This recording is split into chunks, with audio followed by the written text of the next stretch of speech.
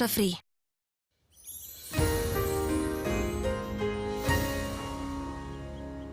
Já, komið sæl. Hún víðáttumikið laðin hérna fyrir Suðvestaland og hún kemur til með að senda skilin frá sér hérna yfir landið næsta sólarhringinn. Hún kemur svo síðan til með að vera hérna dólandi fyrir Suðvestanland næstu dagana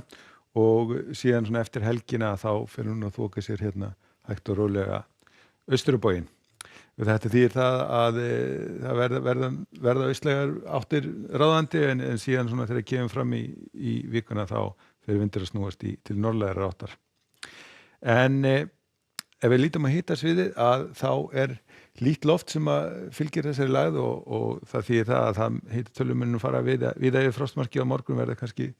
upp í 5-6 stig en síðan byrja nú svona að kólna hægt og róli hjá okkur aftur og má búast við að verði nú farið að frysta hjá okkur all land. En við skulum byrja á að skoða stöðuna núna á miðnætti í kvöld að þá eiga skilin að vera komin hérna inn á sunnanvert og það verður komið hríðaveður bæði hérna sunnan og vesturland og gula viðvaranir í gildi og síðan þegar að skilin fara hérna yfir í nótt að í fyrramálið að þá nú gert ráð fyrir því að viðvaranir verður nú dottnar út hérna landi sunnanvert en það verður ennþá gul hríðaveður bæði á Breiðafirðinum og Vestfjörðunum og það getur orðið ansi hvasst á Vestfjörðunum núna svona næsta sólarhringinn. En það verður nú svona minni vindur hérna austan til en þegar það líður á daginn að það nú gert ráð fyrir því að vindur snúist til suðlægari áttar þá fer nú að draga verulega úr vindi og svona að stytta upp. Það verður nú áfram einhver svona snjó eða sliti hérna norðanvert landið og það verður hvasst á Vestfjörðum áfram og þessi viðvörun, gula viðvörun hún á að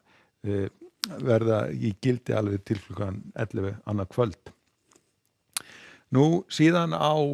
ef við skoðum framhaldið að þá mun lægðin svona fjarlægast hægt og rólega fara hérna aðeins til vesturs, kemur hérna önnur svona smálægð inn í þeirri gömlu sem kemur hérna upp á suðvesturströndinni en annars svona smásmann svona þrýstilínurnar að gliðna í kringum okkur þannig að það svona dregur úr vindi og á sunnudeginum nú gert ráð fyrir því að það verður nú svona 5-10 metrar á sekundu og það verður nú svona að verður nú einhver rigning hérna við norðausturströndina en annars ætti nú að verða svona mestuleyti þurrt og við sjáum að það svona aðeins byrjað að kólna hjá okkur og verður svona nokkuð víða frost. Nú síðan á mánudeginum að þá fer vindur að snúast meira til austlægari áttar og þá kólnar hjá okkur og má gera ráð fyrir því að það verði einhver snjókoma hérna sunnanvert landið og kannski einhvað lítilsháttar í öðrum landslutum. Og síðan á þriðjudeginum að þá byrjar svona vindur að snúast til norðlægari áttar. Það þýðir að það fer nú svona aðeins að létta til hérna suðvestan til, verður einhver úrkoma hérna við austur- og suðausturströndina en það verður svona áfram kólnandi veður hjá okkur. Ef við lítum aðeins til Evrópu að þá nú úrkomi samt hérna við ströndina hérna í Noregi en annars nú ágætis veður hérna á Norðurlöndunum og þó það sé nú kannski fremur svalt skýjað hérna á Bretlandseyjum og einnig svona víða álfuna, það háþrýstisvæði sem að stjórna veðrinu hjá okkur og það má nú gera ráð fyrir því að það fari nú svona aðeins að stytta upp á yfirborðsskaganum þá að verði nú einhverjir rigningar eða skúrir fram undir degi